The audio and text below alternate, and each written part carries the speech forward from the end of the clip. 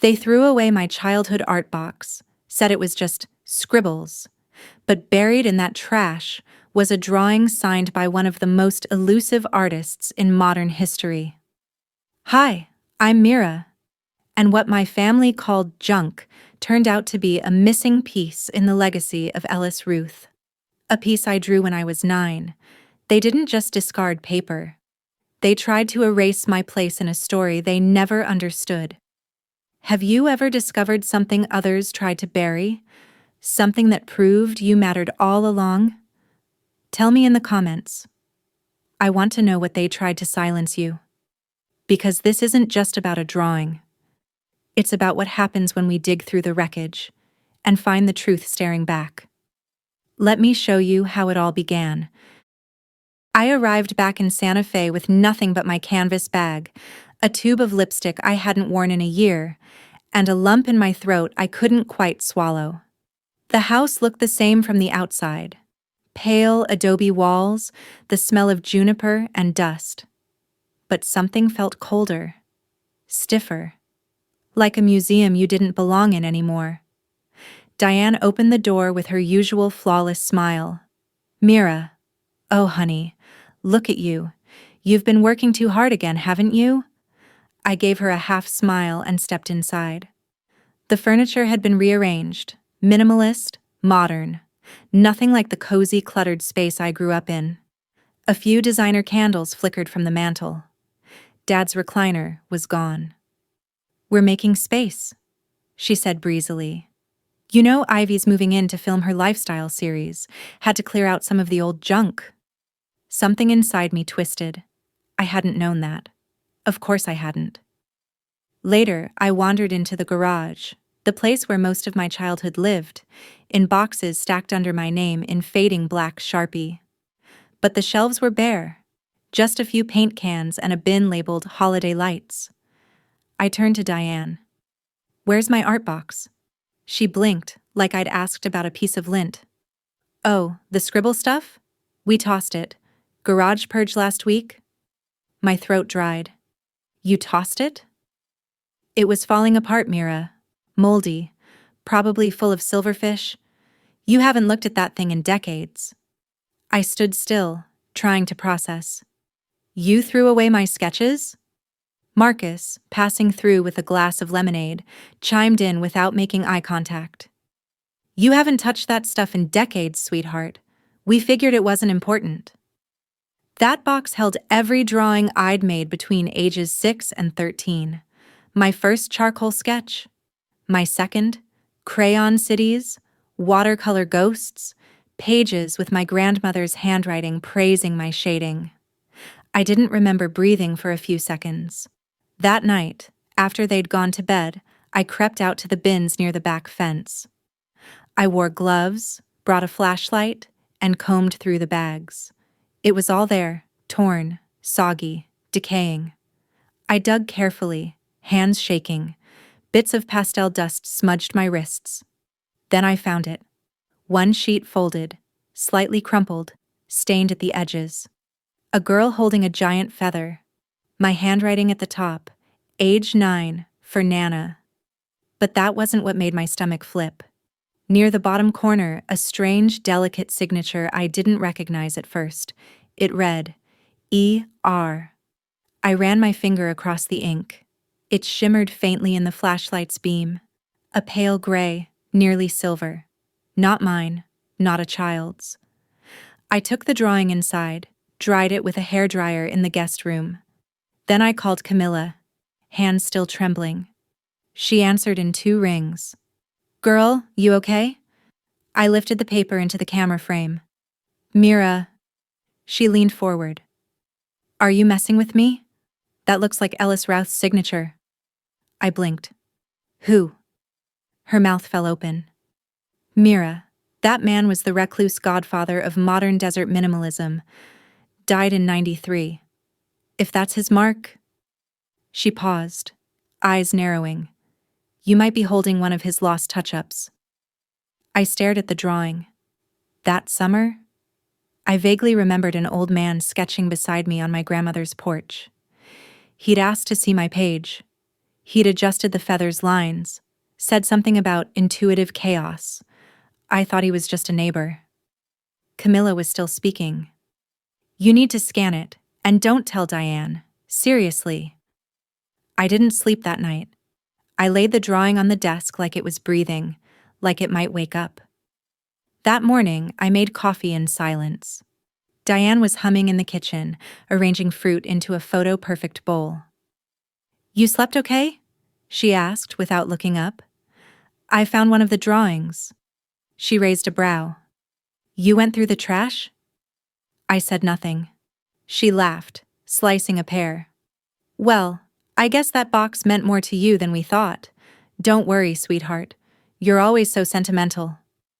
No apology, no shame. Just the soft condescension of someone who believed they had every right to decide what mattered and what didn't. By noon, I'd taken high-res photos of the piece and emailed them to Camilla's gallery contact. I labeled the file, Feather Girl, ER. I uploaded a backup to the cloud, encrypted the folder, and locked the original drawing in a document sleeve. I didn't confront anyone. I didn't cry. I just watched Diane and Marcus from across the living room, sipping wine and laughing about Ivy's perfect instincts for television, and knew. They hadn't thrown away trash. They'd buried something they didn't understand. And for once, they hadn't buried it deep enough. I didn't fly back to Seattle right away.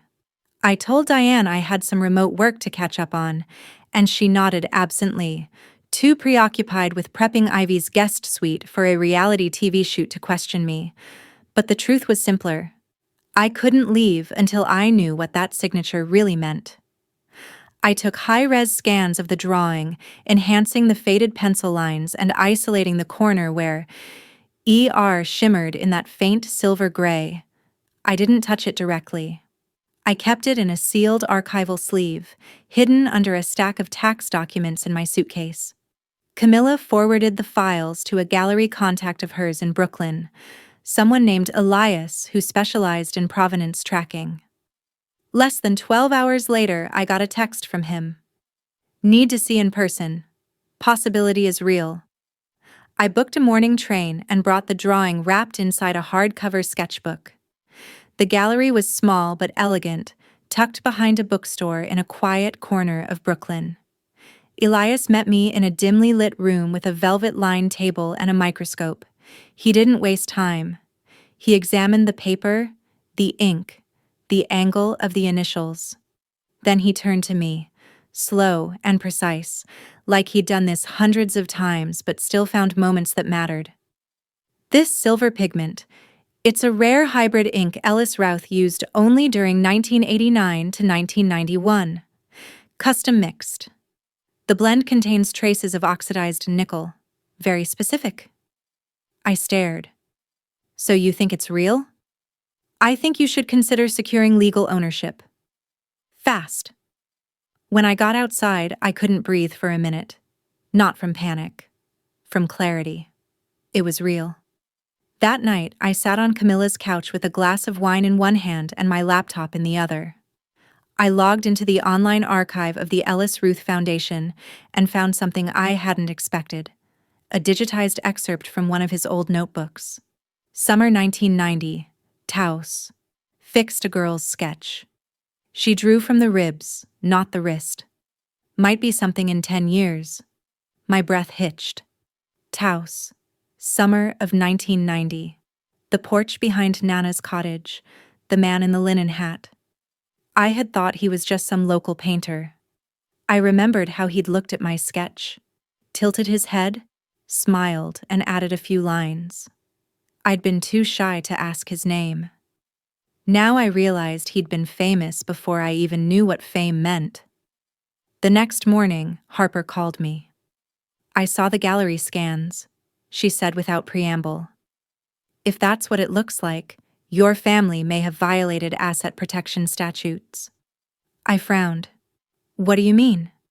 You said they threw away the art box, but if they knew what was in it, and threw it out to avoid legal claim, then that's willful destruction of property with potential inheritance value. especially if the trust included unspecified artistic holdings. I blinked. You think they knew? I think they knew enough to be dangerous. And I think you're owed a hell of a lot more than an apology. I didn't know whether to feel sick or vindicated. When I got back to Santa Fe, Diane was out filming with Ivy, so I confronted the only other adult in the house. Marcus. He was watching golf, a glass of seltzer sweating on the table beside him. I stood near the TV and muted it with the remote before he could react. Dad? I said quietly. Did you know Ellis Roth touched one of my sketches? He looked up slowly. Who? Ellis Ruth, the artist. He signed one of my drawings when I was 9. He rubbed his forehead. Mira, you always had wild stories. I walked to the bookshelf, pulled a white binder I recognized, old tax documents and insurance estimates. I flipped through until I found it. A printed email dated 2007 from Diane Elwood to Marcus Elwood. Subject: Art Box. Ruth Guy. If those sketches ever surface, she'll think it means something. We need to manage this before she starts asking questions. Keep the box until I sort it. I placed the email in front of him. I didn't make this up, I said. He stared at the page like it was written in another language. Then he leaned back, and for the first time in my adult life, he didn't defend Diane. He just said, it was supposed to stay buried. Later that day, I forwarded the email to Harper. Her reply was instant. This changes everything. Time to open the trust files. Then, an hour later, Camilla texted me a screenshot from an anonymous art blog. Someone had leaked the story. Lost sketch signed by Ellis Roth Surfaces in New Mexico. And under the photo, in crisp black font, source, Mira Elwood. The wind in Santa Fe always carried grit. The kind that got under your nails and inside your shoes no matter how careful you were. That morning, it got in my teeth. I stood in the alley behind the garage, staring at the last bin that hadn't been picked up yet by the city. It was green plastic, split slightly at the corner, and filled to the brim with bags that smelled faintly of lavender cleaner and old cardboard. I pulled on gloves, rolled up my sleeves, and began. Somewhere in this pile, Ivy had thrown away what was left of me. Inside the third bag, under plastic utensils and dried-out glue sticks, I found scraps. A corner of a sketch with a partial eye, smudged in graphite. A torn piece of watercolor paper that bled blue and violet, just like the piece Ellis had touched. My breath hitched when I saw a faint pencil note in my own handwriting. Feather Series, 2 of 4. I froze. There were more. I gathered every scrap I could find, laid them out on the floor of my guest room, and started piecing them together. It was like working with bones. Fragile, incomplete, but once connected, they formed something that looked like a whole. Some pieces had been torn so brutally that the edges looked serrated.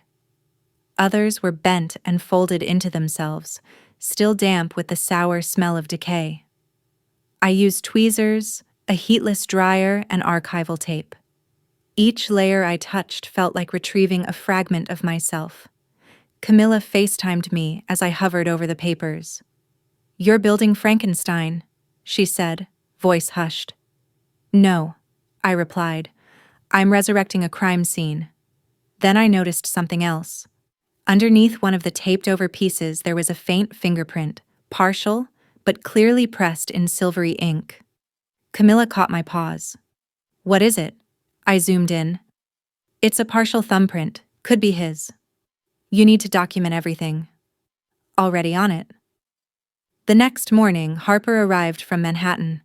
She brought with her a portable scanner, a restoration expert from Denver, and a voice that sounded like the edge of a knife. The expert's name was Marla. She wore gloves before she even touched the box.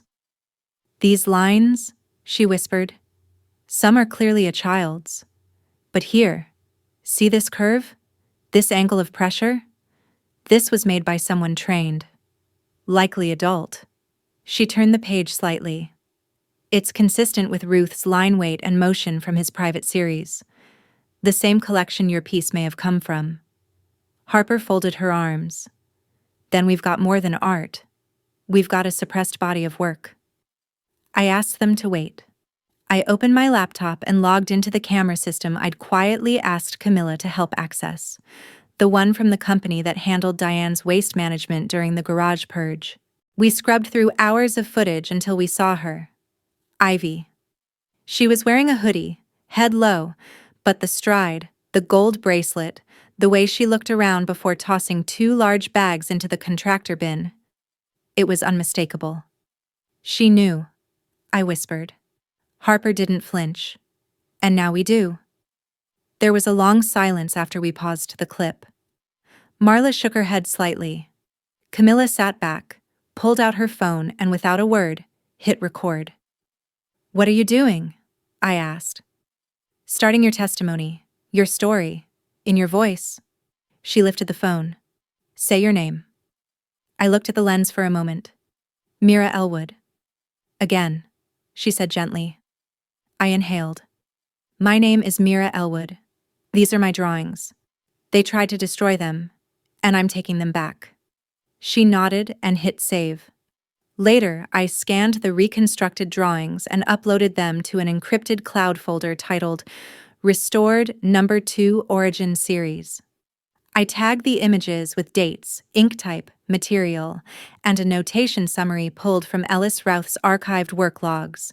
Then, I time-stamped each digital file with the phrase, "Recovered from deliberate destruction, authenticated under observation." To add weight, I included photos of the glove work, UV scans of the fingerprint smudge, and a scan of the note written by Nana that had been folded inside one of the pieces. A note that read, simply, "She draws like she dreams." Camilla stood behind me, holding her phone. She had tears in her eyes but didn't say anything. Instead, she clicked off the recording and whispered, "They thought you wouldn't notice. Because you're always the quiet one." I looked over my shoulder. They forgot quiet doesn't mean blind. Later that day, I received an email from a mid-sized but reputable gallery in Denver. "We believe your reconstructed pieces may be part of the shadow cycle Ruth left unclaimed. If confirmed, this could be the most significant find since his passing." My hands shook, not from fear, but from the certainty that everything they'd tried to bury was clawing its way back up. I forwarded the footage of Ivy and the time-stamped scans to Harper. Within minutes, she replied, "We're filing a notice of potential asset concealment and artistic sabotage. Consider Ivy served." That night, Ivy called. I didn't answer. She texted instead. "I didn't know it was real, okay? I just thought, if it stayed buried, maybe people would stop comparing us." I stared at the screen. Then I typed back 2 sentences. "You didn't bury it, you desecrated it." And then I pressed send. It didn't hit me until I saw the handwriting. Harper sat across from me at her apartment in Manhattan, flipping through a file folder that looked older than half the laws it referenced. On the inside flap was a scanned copy of my grandmother's original trust, signed in 1999. There, under item 14B, in faded but unmistakable pen, were the words, "To Mira Elwood. All artistic property stored in Taos, New Mexico, including drawings, sketchbooks, or any personal visual archive." The 2017 version, the one my parents claimed was final, didn't mention me at all. I leaned back, heart pounding. "Why would they erase me?" I asked quietly. Harper didn't answer at first. She slid another page forward. "The notary who signed the 2017 amendment? Retired in 2015. My stomach turned. It wasn't carelessness. It was calculated. Later that afternoon, Camilla and I drove out to a storage unit registered under Ivy's name. Harper had obtained temporary access via an emergency disclosure order linked to the trust dispute. Ivy hadn't even bothered to password protect the digital records. Inside the unit, beneath tarps labeled Miscellaneous Tax Archives, we found a box labeled Non-Relevant Assets.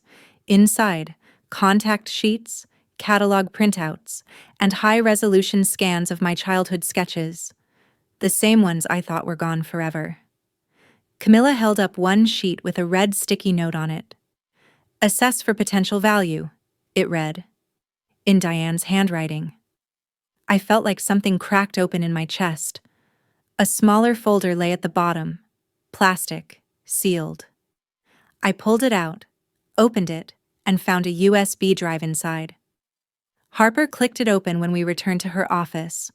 There was a single video file, a Zoom recording from 2018. Diane was mid-sentence, seated in a minimalist office, speaking to a man with a blurred name tag. "If those sketches ever surface," Diane said clearly, "she'll have a legitimate claim to the Ellis link. That opens inheritance exposure, media scrutiny. And Ivy doesn't need that kind of distraction." The man nodded slowly. "And your plan?" Diane didn't even blink. "Erase the box. Digitize for internal appraisal. Keep Ivy's image clean. We've worked too hard on her branding to let some childhood scribble flip the narrative." Camilla stopped the playback. I stared at the screen. That wasn't neglect. That was strategy. That was fear, dressed in power. I sent the file to Harper with a single line. They didn't throw it away. They buried it on purpose. That night, Camilla and I met someone who used to work for Diane's PR firm. Nora, a junior brand analyst who'd left the company after a quiet internal conflict. We met at a corner cafe in Soho, both of us wearing hoodies and ball caps like spies from a bad indie film. "She had Ivy Test submit one of your sketches under her name," Nora told me, sipping nervously from a lukewarm chai. "To a youth arts foundation, it got rejected. They said it lacked technical originality." She paused. That's when things shifted. Diane stopped referring to the drawings as memories. She started calling them liabilities. I looked at Camilla. She was already typing. Back at Harper's apartment, we compiled everything. The old trust, the email chain from 2007, the footage of Ivy at the trash bin, the scan analysis, and now the Zoom call. It was enough. Harper filed a motion that evening. Petition to reinstate original trust intent, request for court-supervised audit, and injunction to freeze all assets linked to Ellis Ruth's estate lineage. I didn't read the full thing, but I read the last paragraph twice. It is the petitioner's belief that the deliberate removal of Mira Elwood from the revised trust was coordinated, strategic, and designed to suppress both personal and artistic legacy in favor of another beneficiary. Camilla clicked the submit button while I stood behind her, and then we waited. The following morning, I launched a digital exhibit, simple, stark. A black background with white serif text. "They erased me, but I left proof in pencil." Then the gallery appeared. Not images, but documents. Diagrams, metadata, voice memos, journal entries, visual evidence of betrayal. The story of my loss wasn't told in flames, it was told in scans. That night, my inbox flooded. Artists, daughters, archivists, strangers. One email simply read, "You're not alone." And then came Ivy's message. Just one line. "Mira, if this goes public, Mom's career is over." I stared at it for a long time, and I replied, "So was mine. You just never thought I'd rebuild it." The gallery smelled like varnish and anticipation. Soft spotlights lit the curved white walls, where every piece had room to breathe. Camilla and I had spent days curating the space, not just the artwork, but the story. There were no champagne flutes or PR gift bags, just sketches, scans, metadata, and truth. We didn't send personal invitations. We opened the doors to anyone who wanted to see what happened when memory was monetized, and when the person it belonged to took it back. At the center stood, Restored number 1. The partially resurrected sketch Ellis Ruth had touched decades ago. The repaired lines were visible under soft light, where my childhood hand had stopped, and his had taken over. Next to it, a transparent display case held the original scan, the fingerprint UV image, the nananote, and a short looping video of me from Camilla's recording, stating my name and the line I now carried like armor. These are my drawings. They tried to destroy them, and I'm taking them back. Harper had made sure the legal waters were calm. Everything I displayed, I owned. Everything I said, I could prove. Still, I could feel the electricity in the room, the undercurrent of watching eyes. Critics, buyers, curators, a few silent reporters scribbling in notebooks. And then, of course, my family arrived. Ivy walked in first, wearing a structured white dress like she'd stepped off a press tour. Her makeup was flawless, her posture deliberate. Diane followed closely in dark silk and a thin-lipped smile that didn't reach her eyes. Marcus, to his credit, hung back. I didn't go to them. I didn't acknowledge them.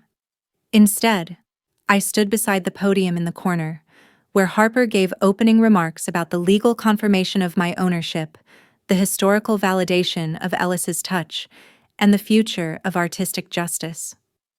Then it was my turn. I walked to the mic. Tonight isn't about revenge, I began. It's about recognition. The room quieted. These drawings were once considered childish, then they were considered inconvenient. Now, they're considered valuable. But they've always been mine. A beat of silence. And now, they'll help fund others who've been erased. I gestured to the adjacent wall, where a printed flyer introduced the Pencil Grant, a scholarship fund seeded by proceeds from this auction, open to young artists whose work had been ignored, stolen, or rewritten. Applause. Real. Measured. As guests filtered toward the artwork, a little girl, no more than 7, approached the glass display. She pointed at one of the pieces, a graphite sketch of a tree twisted by wind, and asked her mother, "Did the girl who drew this get lost?" Her mother crouched beside her and whispered, "No, sweetheart." She found her way back. The auction began. Lot 1, restored number 1, with legal provenance documents and fingerprint certification. Opening bid, $100,000. Hands shot up. By the time it hit $800,000, a curator from the Ruth Foundation stood. "We're prepared to offer $2 million, she said calmly, but on one condition, that the piece remain in the public trust, under Mira Elwood's name." The room held its breath. I smiled. Accepted. And then Ivy stepped forward. She smiled brightly at a nearby collector and said, "Just loud enough." "It's inspiring, really." I always said Mira had raw energy. I'm glad she's finally finding an outlet. Someone next to her muttered, "Was that a compliment?" Camilla caught my eye and tilted her head, phone in hand, recording. I didn't respond. I turned back to the crowd. A moment later, a ripple passed through the space. Camilla had triggered the wireless cast. On the far wall, a video flickered to life. Diane's voice, clipped and professional. "Erase the box. Digitize for internal appraisal. We've worked too hard on Ivy's branding." Gasps. Then a second clip, Nora's testimony, clear and quiet. Diane submitted a piece under Ivy's name. It was Mira's drawing. A murmur spread like fire. A man near the front turned to Ivy. "You passed her work off as your own?" Ivy's jaw tightened. Diane's face blanched and she turned away, retreating toward the exit. But she wasn't fast enough. Behind her, guests were murmuring, phones raised, footage being saved and shared. Harper stepped forward to clarify legality, but she didn't need to defend me. The evidence was speaking for itself. One woman, a silver-haired collector I didn't know, turned toward me and said, I never thought I'd witness truth displayed this way. You've turned paper into justice. And I nodded, letting the truth do the work.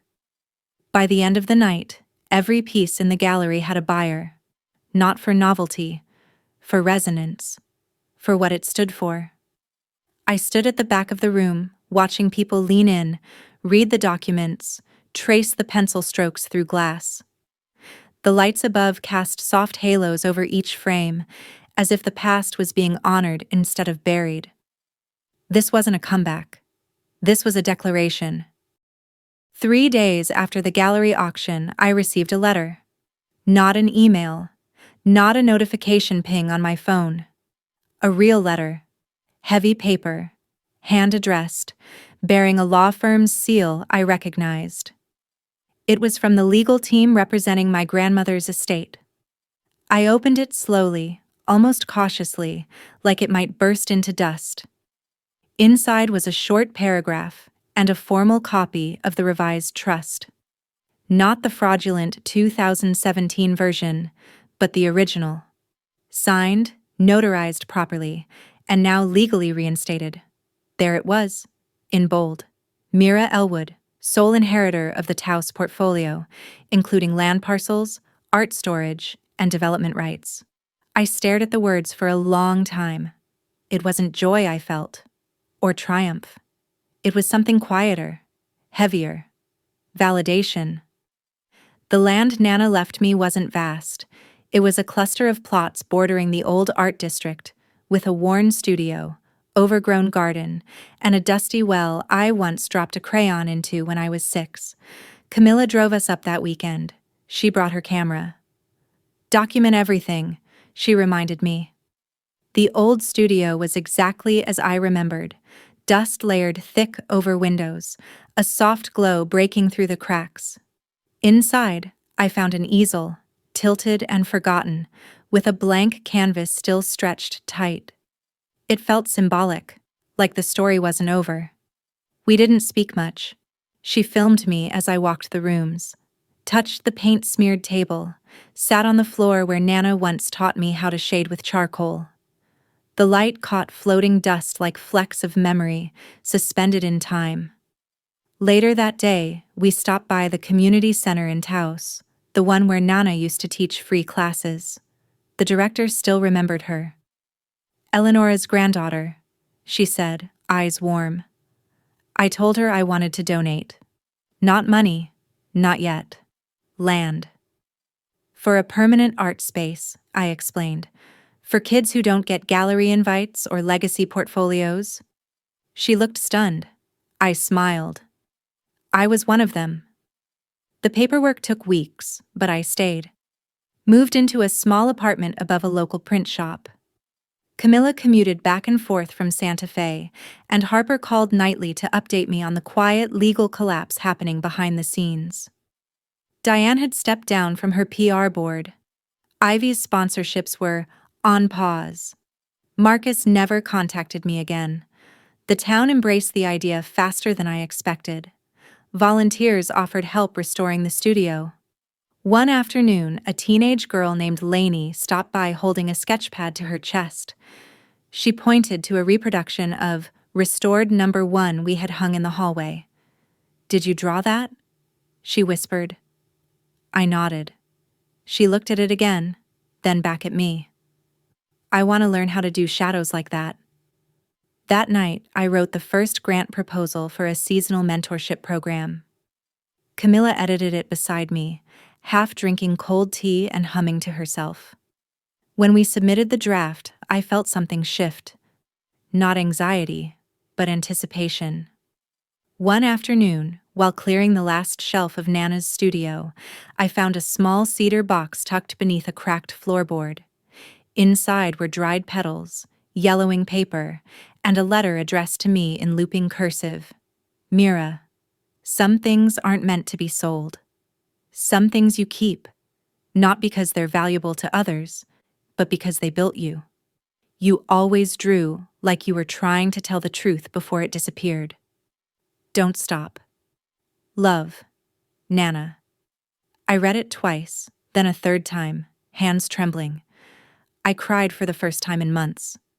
Not because of loss, because someone saw me, before the world tried to erase me. That night, I walked to the edge of the houseland and stared at the stars. I could still hear the laughter from the community center across the street. The new kids program had started early, a Saturday sketch session. Through the window, I saw Lainey again. She was helping a younger girl trace leaves onto recycled paper. They were both smiling. I turned toward Camilla, who had followed me out with a blanket and thermos of tea. "They'll come for the story again," I said softly. "Try to reclaim it when it's polished." Camilla handed me the tea. "Then make it too grounded to be taken." A breeze swept through the grass.